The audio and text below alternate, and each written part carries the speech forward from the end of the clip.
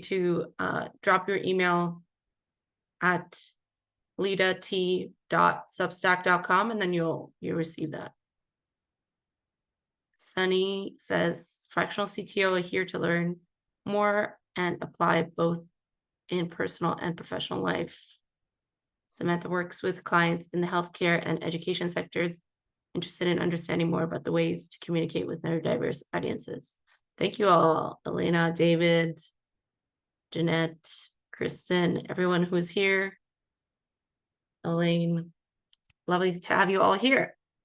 Awesome. So I'll kick off actually with a poll because I would love to personalize this talk as much as possible.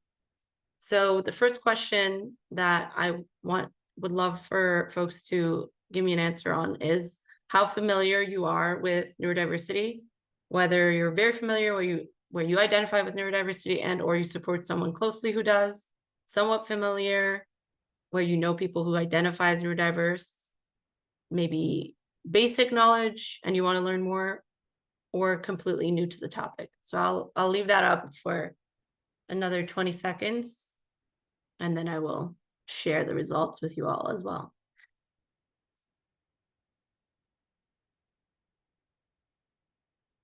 Okay, 10, 9, 8, 7, 6, 5, 4, 3, 2, 1. Okay, awesome. So I think everyone except one person, we got the participation really high. So that's great. So I love to see it. 43% of you identify as very familiar with this topic.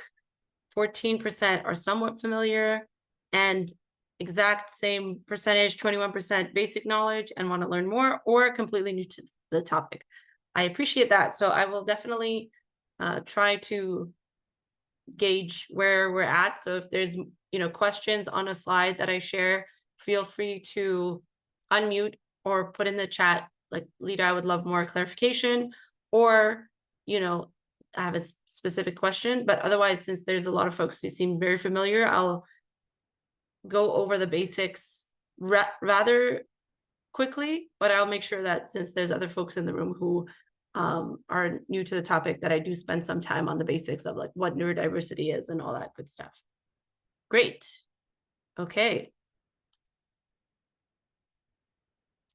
So let's get started.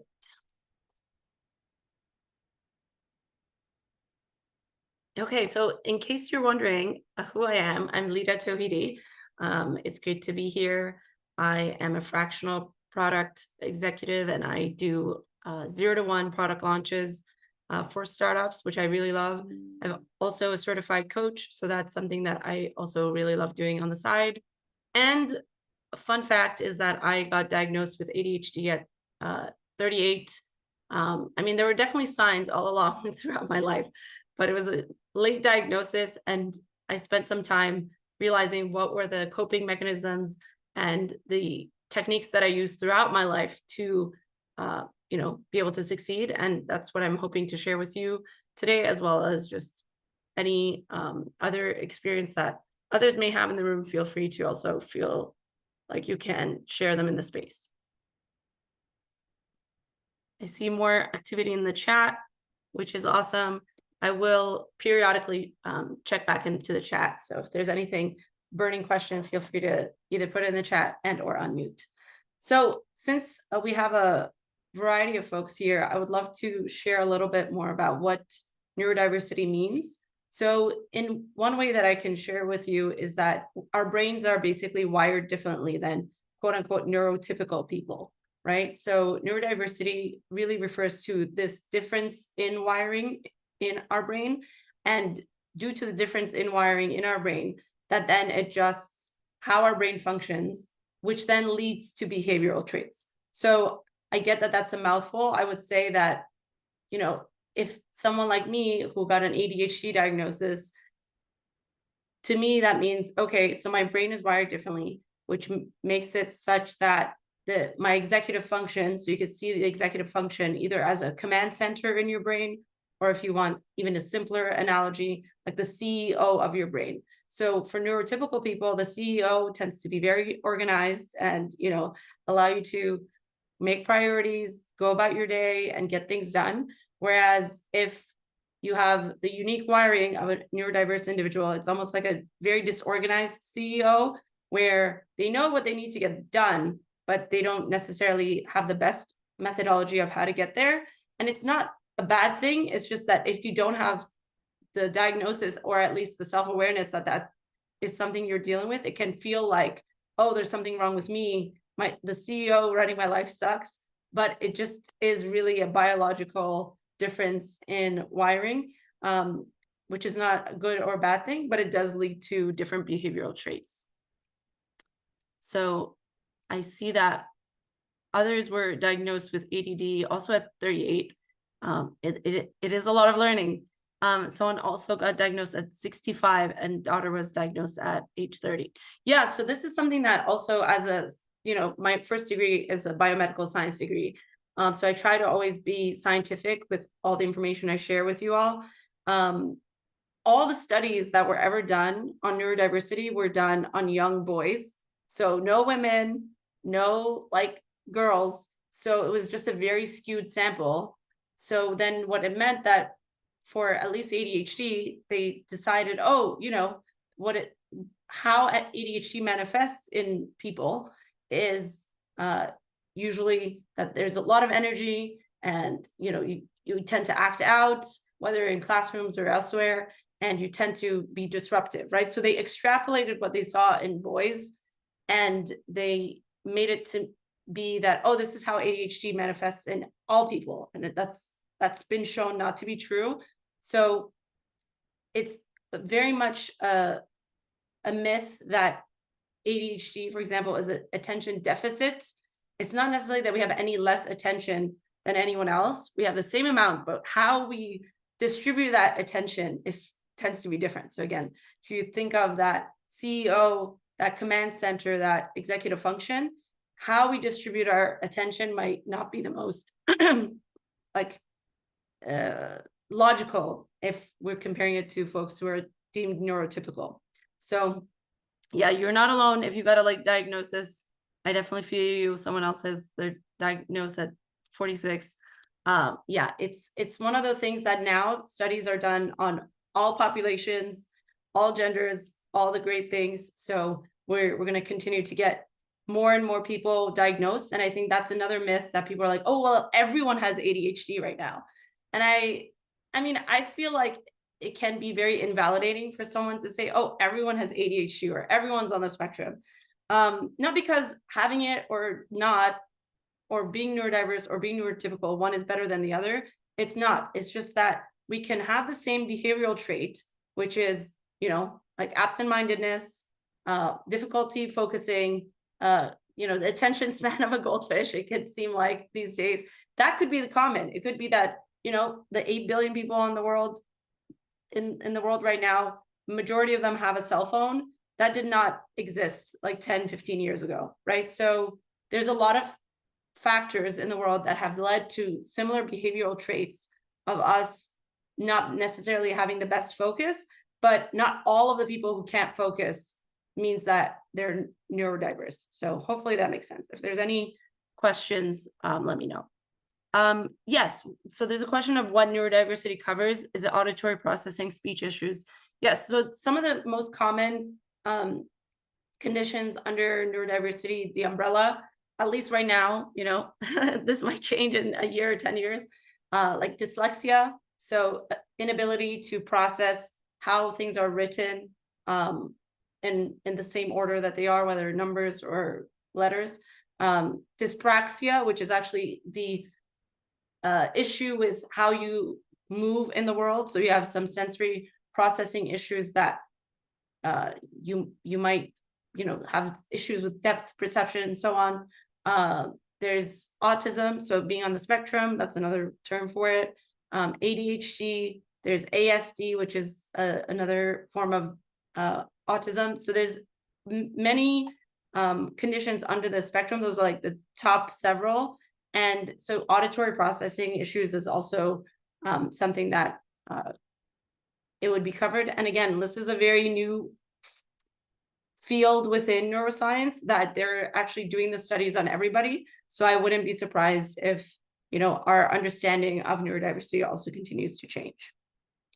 Great. So some strengths about neurodiverse folks. Again, this tends to mean that because we have some abilities to, let's say, focus in certain areas, it could be that we have more propensity to have innovative thinking, creativity, problem-solving skills. So that can definitely be a strength. Sometimes it could mean that, we are really bad at doing the laundry because, or doing the dishes because the multi-step thing that our executive function doesn't allow us to do in the normal way. But then that same thing could be changed into a strength as well, and seen as, okay, we have out of the box thinking. We don't always assume like things need to go from 1 through 10 in that order, and it could be mixed around. So that's how you can kind of flip what can be seen as a weakness into a strength. And the potential is, if you really embrace your neurodiversity, this can mean both unlocking potential in ourselves and others. So that's where I want to focus our conversation today. And with that, I would love to launch another poll just so I get more idea of who is in the room with us. So I would love to know who in your life identifies as neurodiverse. You don't need to have the stamp from the psychiatrist necessarily, but if it's you, if it's your children, if it's a close family member or friend, if it's a client, or another acquaintance, or maybe you don't know anyone who identifies as neurodiverse. So I'll leave that up for another 20 seconds or so. So feel free to vote.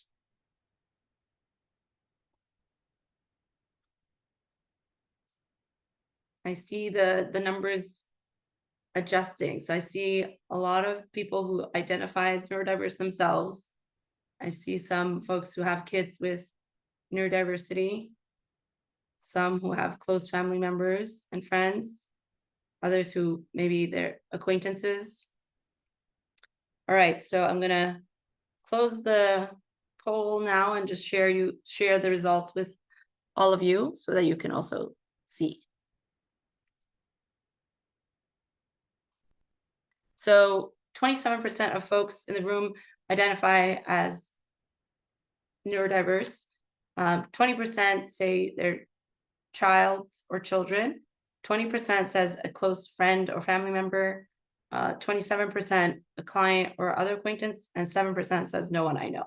So I ask again, just so that I get a sense of who's in the room, but also I did a poll of folks that are in my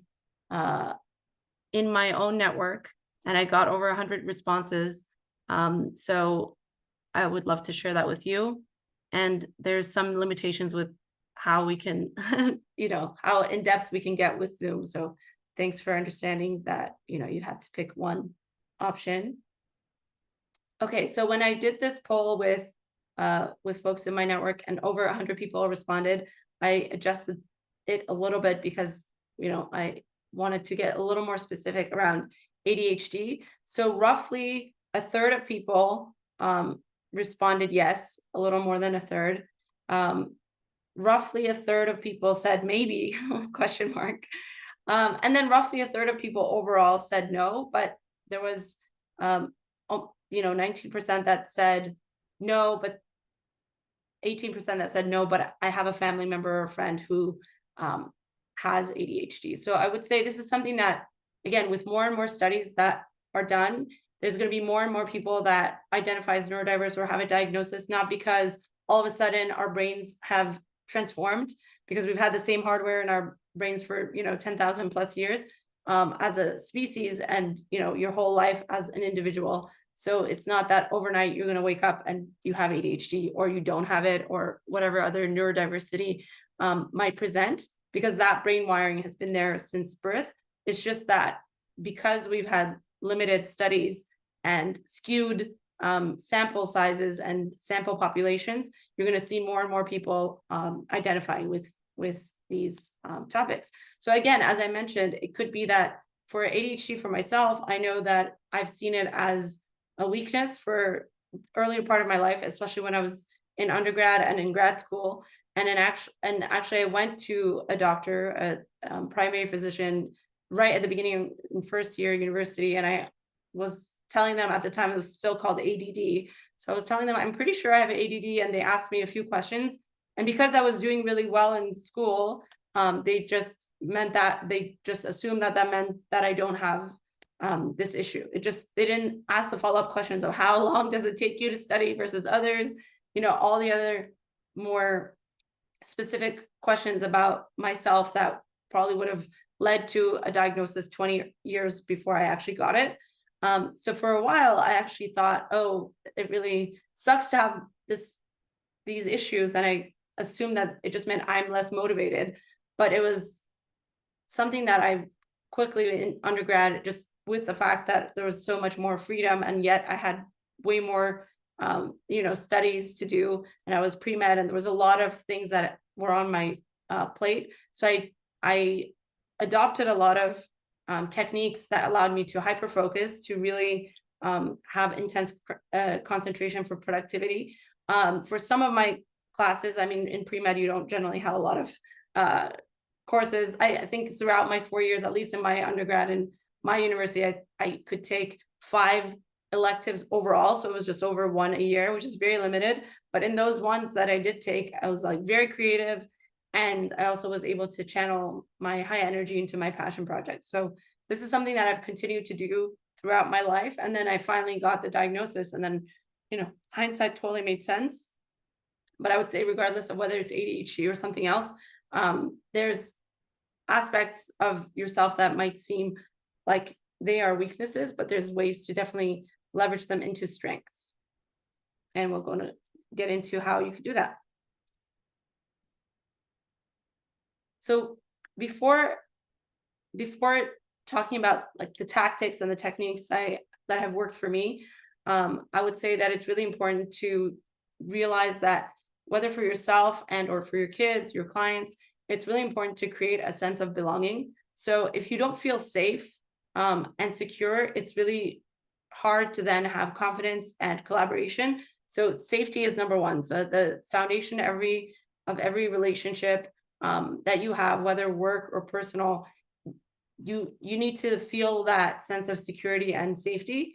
And then that will then enable you to feel like you belong in that environment. And then that helps you build confidence, and then encourages you to collaborate, achieve your goals. So I just wanted to call that out. So it's not like if you're in a, toxic environment, it's a lot harder to then like flex these muscles of neurodiversity and be able to achieve success. So I definitely want to call that out as a caveat, that you really definitely need to feel like psychologically safe in whichever environment you are, to then feel like you can belong, build confidence and collaboration. And another thing that I think it took me a lot of time to realize is defining success for yourself, or sometimes redefining success for yourself, is an important metric that has helped me. I used to be a comparison queen, and this was both self-titled and, a lot of people I think in my life could sense that I'm comparing myself to them. And, for a little bit of time, that might be helpful if you're using that person's journey as inspiration. But for me, it was one of those things where I would look at people who are the same age or, younger, and see, oh, well, they ended up going to med school and doing this and doing that. But then it turned out like, I'm so glad I didn't go, not because I wouldn't have been a great doctor. I'm sure it would have been fantastic, but it was not my career path, right? So I was definitely skewing myself and comparing my journey with others who took a completely different fork in life that I also could have taken. I just like deferred my admission for a year and then changed my mind. So I didn't go, but it's one of those things that it's simple, but not easy. So simple because it's a simple thing to get into your mind. Oh yeah, success is a personal journey, but at least for me, it's not easy because it's hard to actually change that expectation I have for myself. So that's something that I would say has helped me a lot, is to realize, okay, this is success for me as a personal journey, and how I achieve success is through realizing that I don't want to be defined by expectations of others, and only I, within reason, should be giving those expectations to myself. So something that has worked kind of for me, I will say, is setting SMART goals. So I definitely don't want to say it won't work for you, but I will share that there's one aspect of it that has been missing for me that I've added on in the last few years, which has really led to SMART goals being something that's worked really well for me. So of course, it's really helpful for setting goals to be specific, measurable, achievable, relevant, and time bound, right? But even on top of that, something that has helped me recently is to really tie the SMART goal to my identity. So it could be as simple as the last time I gave this talk, someone asked the question of like a simple day-to-day habit that I used to not have and that I was able to gain. And, you know, of course, everyone knows you should floss, right? It's a very well-known fact that it's helpful for you to maintain your teeth and the health of your teeth throughout your life. But it was something that I always had issues actually following up. Like I would brush my teeth and then go to bed and I'm like, okay, another day. So it wasn't that I didn't have a SMART goal. Like it was very obvious for me what exactly I needed to do because it was a very obvious, simple goal. And yet every time I would go to the dentist, they would ask me, are you flossing every day? And I said, well, some of the time I'm flossing. So for me, it was tying it to an identity. So I tied it to the identity that I'm the kind of person who flosses every day. And this is something that, you know, I don't need to like share with anyone else, but it's something that got me to do it. So it was tying the SMART goal plus my new identity that I want to have. So the new identity I wanted to have is that I'm the kind of person that, you know, flosses daily. And I think what really cemented it for me was I saw an animation, and I don't remember where it was. I don't know if it was at the dentist office, but an animation of, you know, when the bacteria go in your teeth and how they form a cavity, and that like sealed the deal for me. So I think for me, like taking SMART goals to the next level with tying it with an identity, and then if there's a visual that I have on top of that, then it's like, it's a done deal. Then I like became a lifer, you know, flossing every day, all that great stuff. And I'm glad that in the chat, it seems that SMART goals have helped others too. But just to share, you know, all the tips I'm sharing here are the ones that have worked for me. And I'll also share a couple things that haven't worked for me that others swear by. So you know, we can share within this group other techniques. So please take it with a grain of salt that like maybe you don't need to do all the things. Like maybe SMART goals is enough. For me, it was one of those things that I needed to add that identity piece, and ideally a visual. And then that way I was able to like really nail whatever goal that I set out, as long as it was, you know, within these metrics, and as long as I was being realistic with how I was doing it. And then something that I feel like a lot of us don't do enough, especially me, is to celebrate your progress. So acknowledge and celebrate your achievements, no matter how small they might be, because it's one of those things that I feel, again, it might seem obvious, but yeah, it bears repeating, I think. So I will launch a final poll just because I want to get a sense of in the room, and I have a sense already based on the chat. But if you do identify as being neurodiverse, when did you get diagnosed? And it could be in childhood, teenage years, as an adult, whether you're still undiagnosed or exploring that path of diagnosis, or not relevant because you're neurotypical.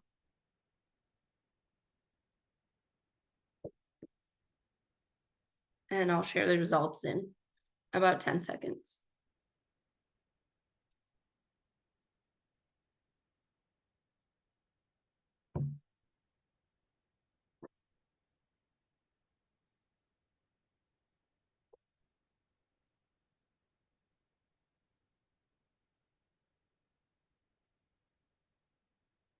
Okay, so it seems like no one in the room was actually diagnosed as a child.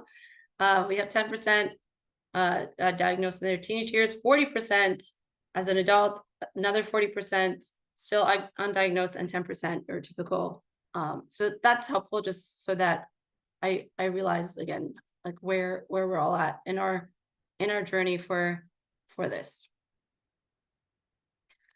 Well, okay, let me go back. All right, so some practical tools for success, and these tools, I would say, based on my many conversations with folks, work just as well if you're neurotypical as if you identify as neurodiverse. I just would say that I would adjust them depending on the situation. So Pomodoro technique is a world-renowned tool that, you know, it's meant to be 25 minutes of work with a 5-minute break, and then you can do this several times in a row.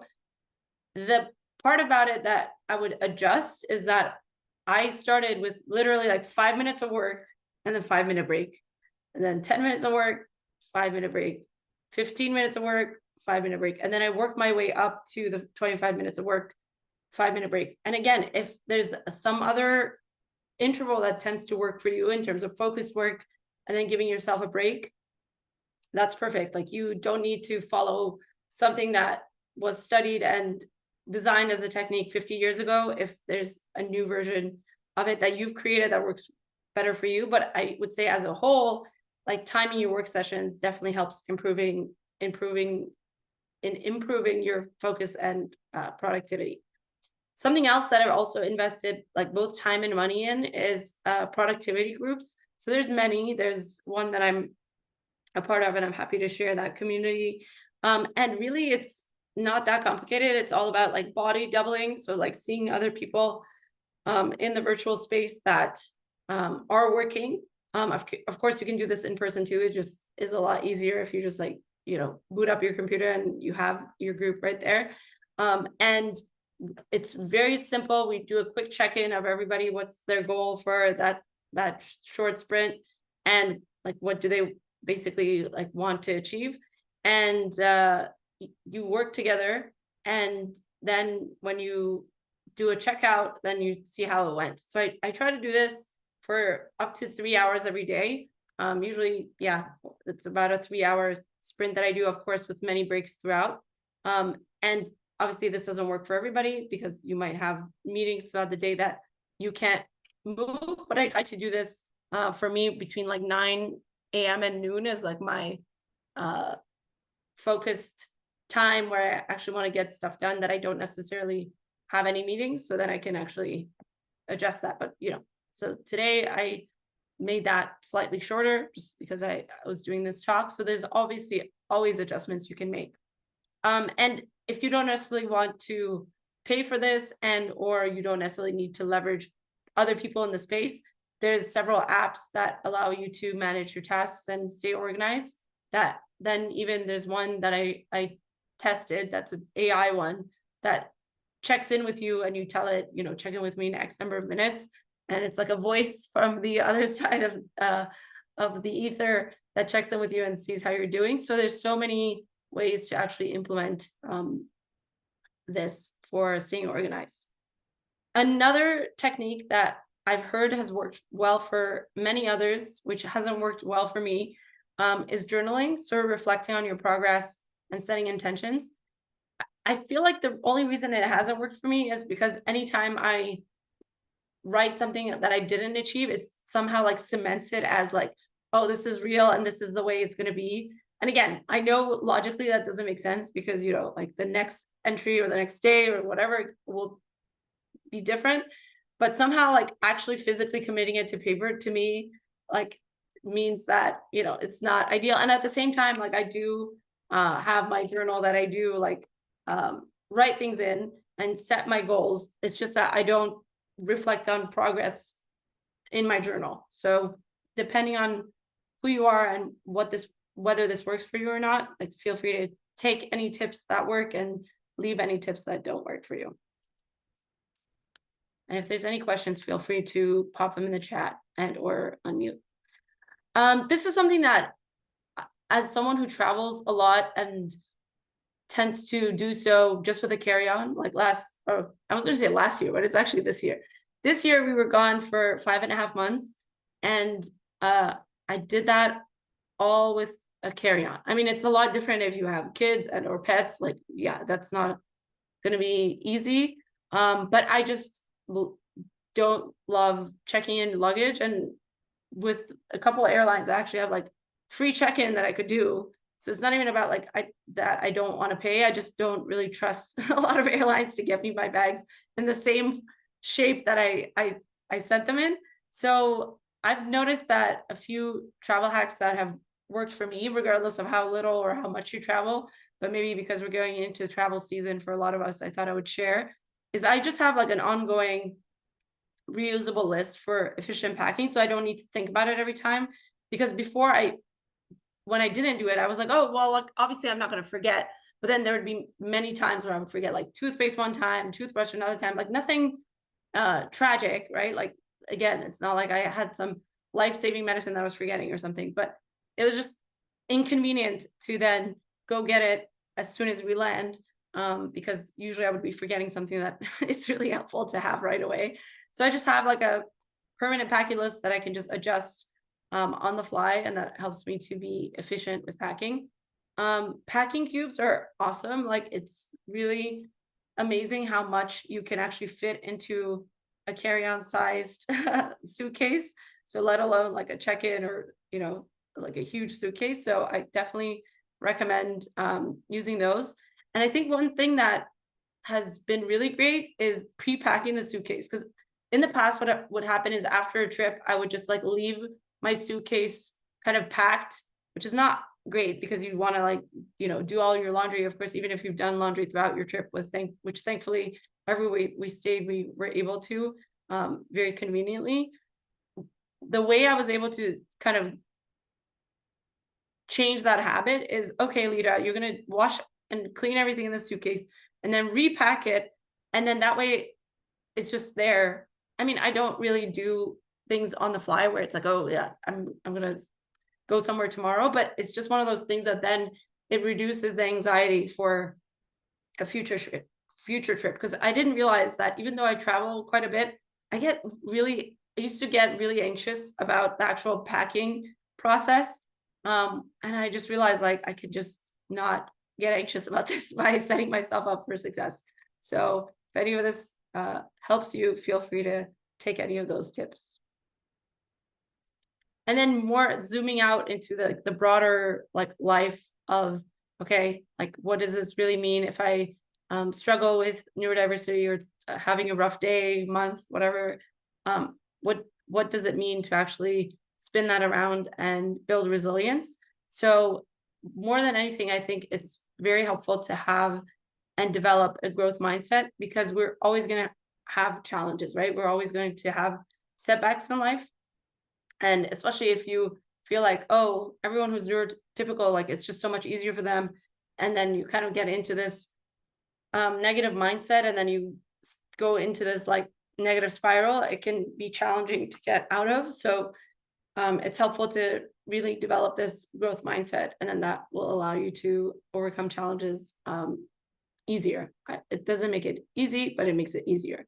I would say, if nothing else that you gain from this presentation, practicing self-compassion to build your inner strength and emotional resilience is the one I would leave you with for the entire talk, because it's something that I know for myself for most of my life. I just assumed there was something wrong with me, that I wasn't able to figure things out as quickly as other people when it came to like, oh, I can study for half an hour and ace this test, and I would have to study for like many hours and reread passages and all that. And developing self-compassion is something that is a really key skill that will help you regardless of what phase of your life you're in, because it is like life isn't easy sometimes, and especially if you are then dealing with some challenges through neurodiversity, can be even more challenging. So definitely it's something that's helped me for my emotional resilience, to remember, okay, I'm a human being. I have this, maybe I made a mistake, maybe there's something that could have gone better, and yet I still owe myself that self-compassion. So there's no, like, it's just unconditional self-compassion, regardless of how badly I messed up or whatever I might be thinking in my mind. And then, last but not least, it's really important to have a strong support network. So if you don't have a strong support network, for those of you in the room, I'm happy to share a document at the end of our time together, where if you feel like, and it's fully optional, you can, share what you're up to in the world, any requests that you have. You could feel free to connect with others in the group. So definitely, if you feel like, oh, I wish I had a stronger support network of people who understood me, I'm happy to help foster that for you.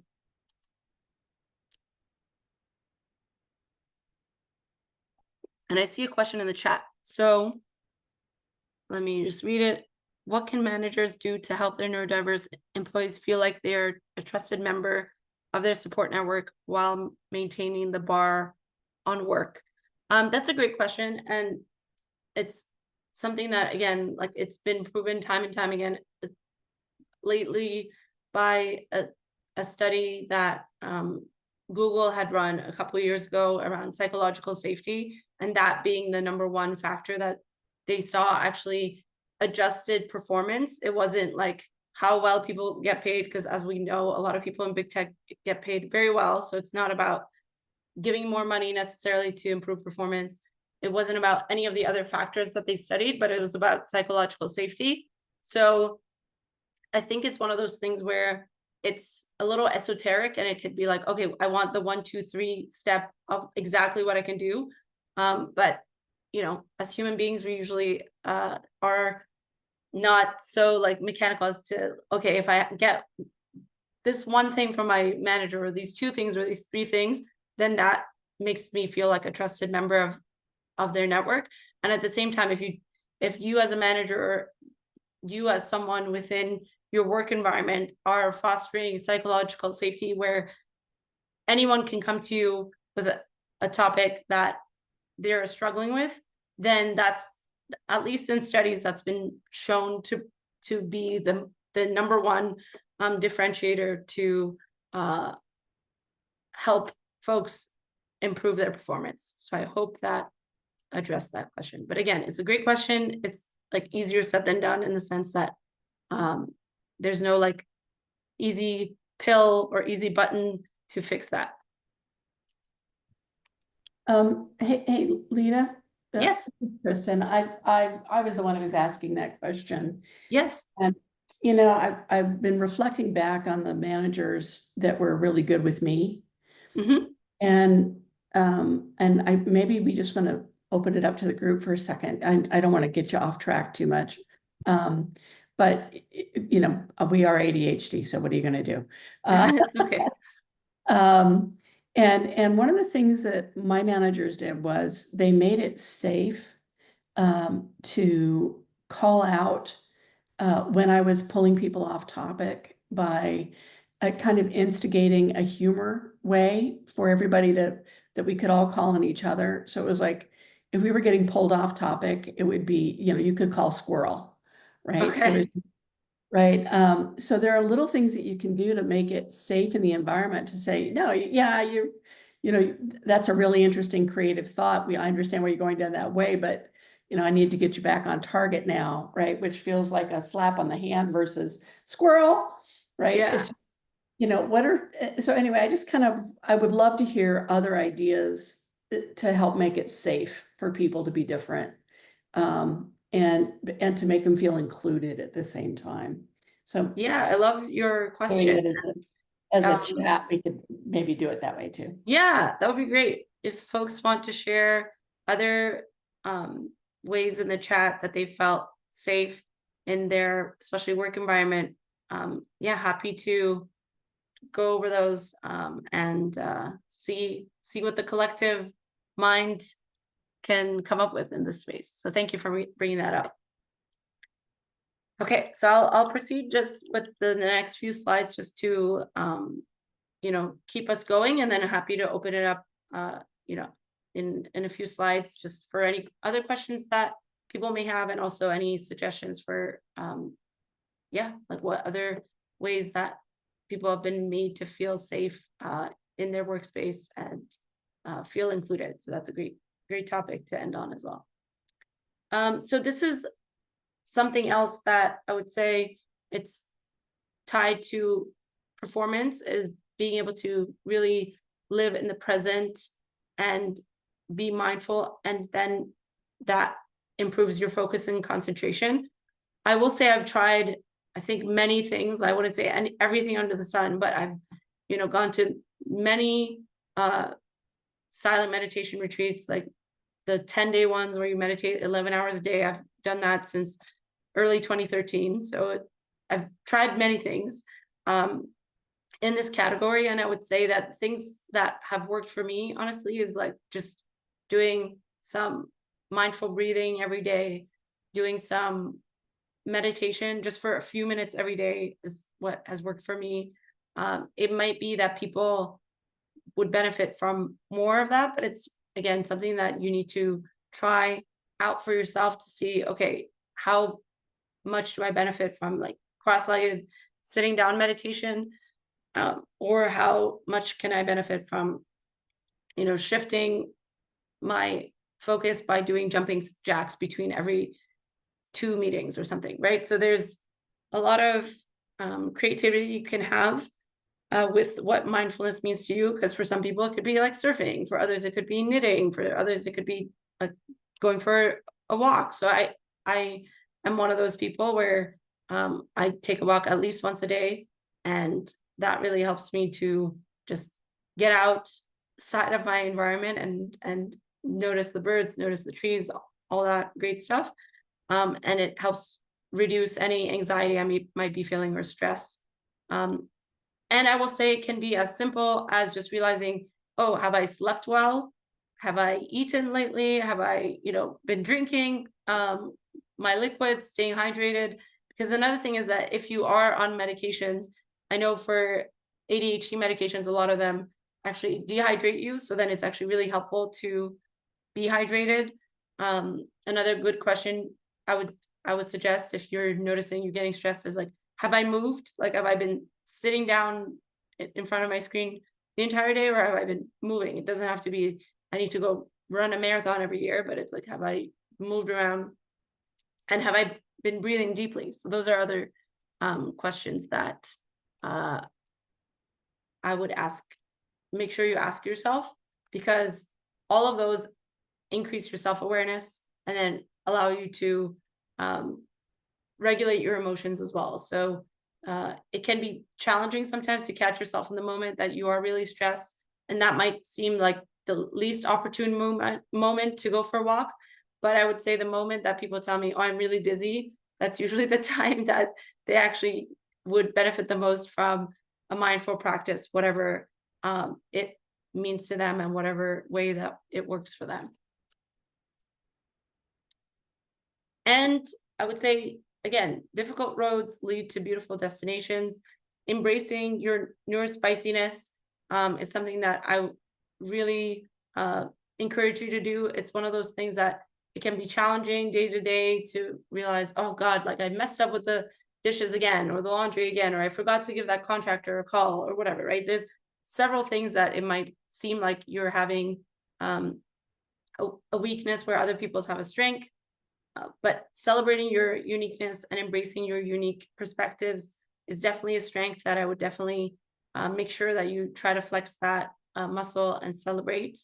And it's all about lifelong learning and self-improvement, at least for me. So one of my top 5 values is growth. Another of my top 5 values is learning. So almost half of my top 5 values are all about learning and growth.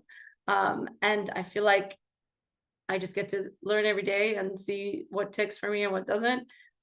So that's something that, I would encourage you to do as well. And that way it feels less of a slog. Like it feels like, oh, I'm learning better, more about myself. I'm learning more about others. And it's less of this like, oh, I have this endless to-do list of things I don't want to do. Right. And definitely inspire others. I think people tend to feel like, oh, it's just, like, I'm just living a normal life, but you'd be surprised what helps others as well proceed on their path. So I know that I definitely struggled with like, oh, am I going to share about this with my clients, or am I going to share about this with other people in my life that are just acquaintances? And, it's not like I tell everyone I meet, but it's one of those things that has generally been met with more understanding than not. So it's something that, again, if you feel like it's helpful to share with others, I definitely encourage it. I've written like an open letter to clients a couple of times where I'm like, this is how I function, right? Like I'm very quick on my feet. And at the same time, if you ask me a very pointed question in a meeting that requires, like it will adjust all business outcomes for the next year, like I like to take my time to think about it. Like there's just several things that I'm like, oh, I might seem extroverted, but I'm actually not. Like there's many things, not just about being neurospicy, which is a term I love, but that I share with clients that I've done so for the last like couple of years. So it's up to you how much or how little you share with others. And I see a question in the chat, and I'll get to you after this last slide. And networking. So you're all here in this virtual space. I would love if you would like to build connections with others. Again, I'll put this link in the chat, whoever feels like they want to connect with others. And again, I'm sure everyone's going to be mindful of doing so. If you want to, you know, catch up with each other over virtual beverage, virtual coffee, feel free to do so. If you want to learn from each other, that's also obviously very welcomed, and leverage your connections to then open doors to new opportunities, because you never know what, you know, who people know, what they're working on. So it's always great to come together when you have a shared understanding and or maybe a shared interest in this field. So I'm happy to foster that by I'll put it into the chat. So feel free to do this if you would like to. And I think with that, my presentation is done, and I'll leave the last 10 minutes that we have for questions. I saw already one question in the chat, and I'll address that. But if there's any other questions, feel free to either drop them in the chat and or unmute. And if you have any feedback for this event, feel free to, you know, submit it anonymously, as I'm sure you'll get the survey right after this.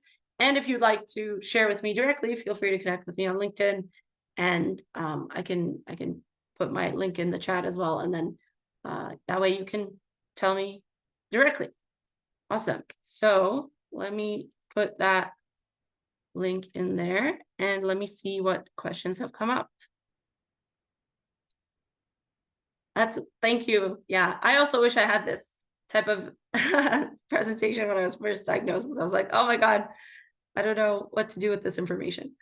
Okay, Dave asked a great question. What's the process to get diagnosed? Is it as simple as asking a doctor, or do you need a referral to a specialist? So it depends where you're based and what doctor you go to. Because if you have a primary care physician who is well versed in this world, they like legally can give you a diagnosis, but a lot of PCPs, primary care physicians, are not well versed in this, either because, you know, they didn't, like they studied so long ago that they didn't even have this as part of their you know, residency, and or they just like don't feel comfortable themselves as individuals to put their name on that paper and then give you medications. Because also I would say that I'm not on a stimulant medication, but for some folks, especially for ADHD, if you go on a stimulant medication, it's technically a controlled substance. So a lot of doctors just don't feel comfortable doing that. And I believe that if they do feel comfortable, they still need to see you in person at least a couple of times a year. So yes, it's possible to get a diagnosis from a PCP. It didn't happen for me. I had to go through several hours of consultation with a psychologist to get like my little stamp, just because then they prescribed me medications that I tried and that they didn't work for me, in the sense that the side effects outweighed the benefits. So I actually am back to like normal. I think that my normal way of being, and it's one of those things that you know, differs for every individual. So I'm not giving you any medical advice one way or the other, but just realize that you can get a diagnosis from an MD, but sometimes you need to go to a psychologist and or a psychiatrist, because then the presupposition is that there tends to be medication prescribed, and then, you know, that sometimes complicates things if it's a controlled substance. And again, controlled substance sounds like very like, whoa, what is that? Like Adderall is a controlled substance, like a lot of the stimulant medications are. So it's not like anything is wrong. It's just that because they have a lot of side effects and some people have abused them in the past, they just are very vigilant about prescribing those. what's the purpose of a formal diagnosis? If someone applies these techniques regardless, wouldn't that also be beneficial? Or are you submitting the diagnosis somewhere? It really depends. I don't want to just say that it depends for the sake of saying it, but just like with anything, like autism is on a spectrum, right? ADHD, it could be debilitating for some people. For me, it's not. It's one of those things that, of course, makes some things complicated, but there's folks for whom medication is, I wouldn't say like a lifesaver, because I don't know, maybe it is, but for some it might be, because it might be like as much as they can't get out of bed and be functional in the world and productive in the world without it. So I would say that could serve as a purpose of a formal diagnosis for them, because you cannot get medications without a diagnosis. So that's one main purpose. Some people just like to have a diagnosis because then they can decide what to do. Like, it could be that, for me, I tried the medication I was given. It was a non-stimulant one because that's what I preferred. It didn't work for me. I don't think I'm going to go down the, down the path of more medications, but for some people, it is something that is very beneficial to them. So that's something that could serve as a purpose. Lida, can I add just a note to that real quick? Sure, yeah, please do. I think one of the things that's real important is understanding exactly which spectrum you're on. So you've spoken mostly about ADHD today. Yes. There are other frequently cohabitating conditions that go with neurodiversity, particularly some obsessive compulsive conditions, as well as being on the spectrum for autism. I can share that, when my daughter was diagnosed, it explained an awful lot of why she was having the challenges that she was. And we had to kind of pick apart which pieces, and how to address each one of them. So, I think it's really important to have a professional come in and make sure that you're getting, number one, the right diagnosis, and number two, that you are then seeking the additional support tools that are really important. These are fantastic tools for ADHD, but there are other tools that you might need. Like, I know with my kid, she doesn't have a good visual memory, but she's got like extraordinary auditory memory. That's how she got through school with grades. Everything she heard, she remembered. But everything she looked at, not necessarily. So it's very interesting to understand where you are on which spectrum and exactly where your strengths and your challenges might be, so that you can manage them appropriately. Yeah, that's a perfect addition. And yes, I would say that, this talk centered on ADHD just because that's my lived experience. And, I know I have friends on the spectrum. I have, friends with dyslexia, others that may have other, conditions that are not diagnosed. But I do want to share that, the techniques that I shared are the ones that have worked for me. And it might be that others with OCD or other, conditions would not work. So I would definitely sum it up again by saying, like, try everything that I suggest that seems to work for you. If it doesn't, feel free to drop anything that doesn't work and, supplement with what does. But yeah, it is a very correct addition that, a diagnosis can definitely help folks with the actual, next steps that they would need, whether medication and or other supplemental techniques that would work for them.